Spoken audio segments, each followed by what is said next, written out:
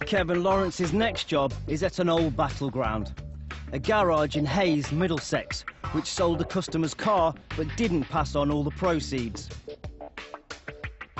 On a previous visit, the sheriffs removed property to pay off the debt, but the equipment only got as far as the van. The garage owner, Mr. VERDI, offered to pay off the £32,000 owed in instalments, with £5,000 paid up front. Lawrence and Kev took back the computers and CCTV they'd removed and returned to base.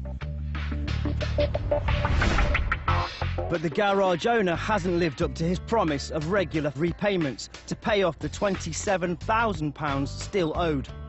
So the sheriffs are taking it to the next level. We're not looking for money today, unless they happen to pay in full. We're actually going to be removing goods. Lawrence plans to take and auction the garage's CCTV system, computers and 2 valuable engine diagnostic kits, if they haven't already been disposed of, to avoid the sheriffs getting their hands on them. They removed one set of diagnostic equipment, but if they remove the second set, then they've got none there to use. So I don't think they'll have removed that. Likewise with the computer system and the CCTV system, they've only got a very limited computer system, and they've only got one CCTV system. So I can't see that they would have removed that, because then they'll actually be without it. If you've got duplicates of things, you know, there's always the possibility that you can sort of hide 1 or 2 items, providing you've still got one to use. But if you haven't got duplicates, you've only got one of anything, then you have to leave it there, really. They've arrived at the garage, but there's a problem. It's shut. The shutters are down, and there doesn't seem to be anybody home. They've disappeared. But High Court enforcement officers are legally entitled to gain access to commercial properties to remove goods, whether the owners are there or not. Can I just give the shutters a try? I think they'll find they're electric, but they've got a handle on the front, haven't they? The shutters are locked tight, so Lawrence phones the number above the front door. Oh, is that VERDI? Yeah, it's enforcement officers. We're outside. It's knocking on your door, yeah? Sorry? It's not VERDI's. It's what? Precision engineering. In VERDI's building, using VERDI's phone number. No, I don't need to ring anybody, because we've already seized the assets that are in the premises. I'll be calling some locksmiths. If you're not going to let us in, I'll call locksmiths and false. You call the police then. If you give them CAD number 4895 of the 5th of December, they'll know all about it. No? OK then. Bye. Not VERDI. They're saying it's changed names to Precision Engineering. That's what they were trying last time, isn't it? But he said they've gone into liquidation, so... They haven't, have they? I'll check. The man on the phone told Lawrence all the VERDI Ferrari assets had been sold to a new company, so they can't be removed. Lawrence calls the office to get them to check the status of VERDI Ferrari with Companies House. Are they still active? Yeah? Not dissolved or anything? Lovely, cheers. Turn up. Okay. Getting locksmiths down. VERDI Ferrari isn't in liquidation. It's still active on Companies House. So we're getting locksmiths down to gain entry. And the office are going to sort that out now for us. But the locksmith might not be necessary. A mechanic Lawrence and Kev met on a previous visit has just arrived. The garage isn't deserted after all. He's one of them, isn't he? Yeah. It is him, isn't it? Yeah, I'm sure it is. Lawrence and Kev watch to see if there's a secret way in. No, he'll probably go around the back and they'll let him in the fire exit. There's got to be a fire exit, hasn't there? There is. But we can't get it open, so... There's little option but to wait for the locksmith in the warmth of the van. Minutes later, a mechanic comes up and hands over a mobile number. Right. Who's that? Manager? What, he's the manager of this, is he, yeah? All right, I'll give him a ring. Lawrence informs the VERDI manager about the plan of action. We're here today to remove goods. At the moment, we're just waiting for the arrival of a locksmith, and then we'll be effecting entry into the premises and removing goods that we've previously seized. Because if those goods have been transferred to the new company, they shouldn't have been. No, we don't label goods. We left an inventory on our first visit, whereby all the goods listed on that inventory and anything else belonging to VERDI Ferrari After Sales Limited was seized. When we came on our second visit, we found that a load of little white labels with serial numbers had been stuck on, well, just about anything that moved, basically. And as I explained last time, that was irrelevant because we'd already seized the goods on a previous visit.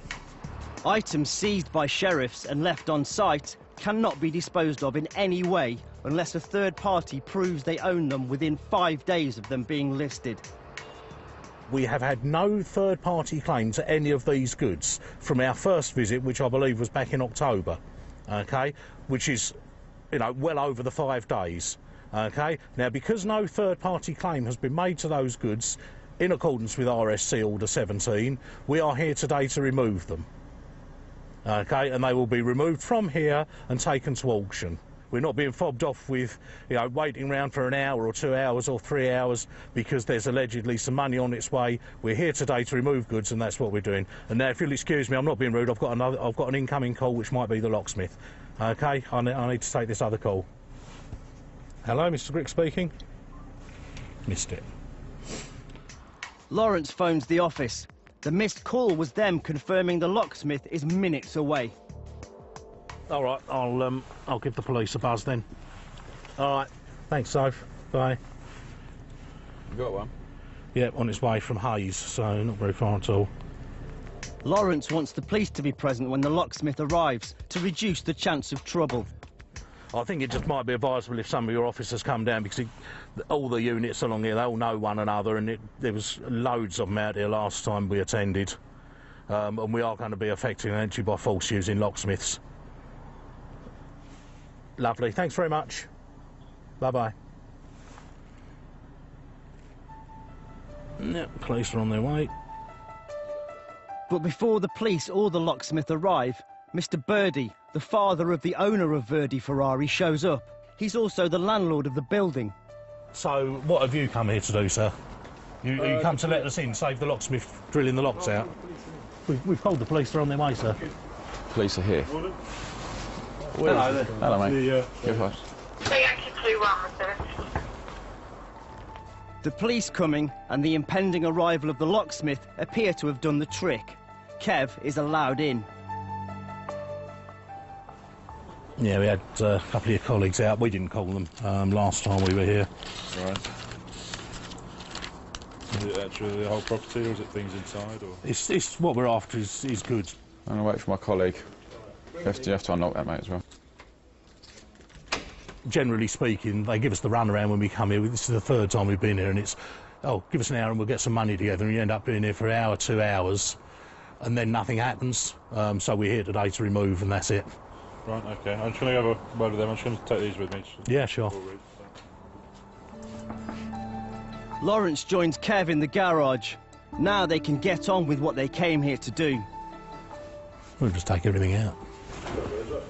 Yeah, sure. But before the sheriffs start removing equipment, the policeman tells them Mr. VERDI wants to talk upstairs.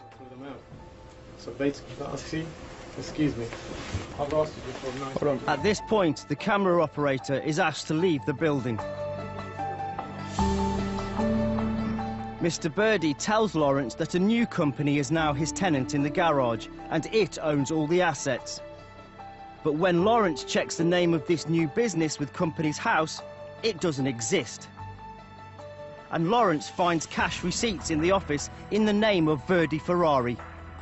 His patience has run out. You've put down a name on the lease that doesn't exist. Come on, let's get this stuff out of here. We're taking it. Do you want to back these up before I unplug them all? Just unplug it, Kev. He's been given the chance to back it up, and he's not backed it up. You can't stop us, sir, because you should have claimed it in accordance with RSC Order 17. We seized these goods months ago. Don't get in my way. Don't obstruct me, or you're liable for arrest. Now move out the way. While Kev goes to open the van, Lawrence stays on the premises to ensure they aren't locked out.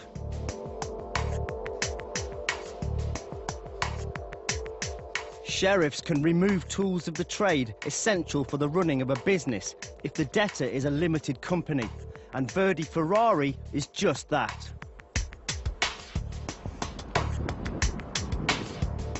And this signed Manchester United Football Club shirt certainly isn't a tool of the trade anyway.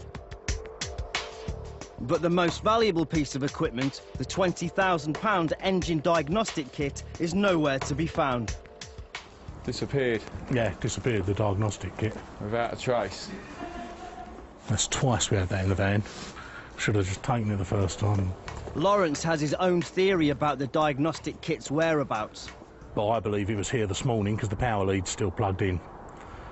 So I think potentially it's in the boot of a car somewhere, because I've searched all over the place and I can't find it. Without the diagnostic kit, the property removed today may not raise the £27,000 required to clear the debt. So Lawrence notes the details of cars that could be removed at a later date if they're owned by VERDI Ferrari.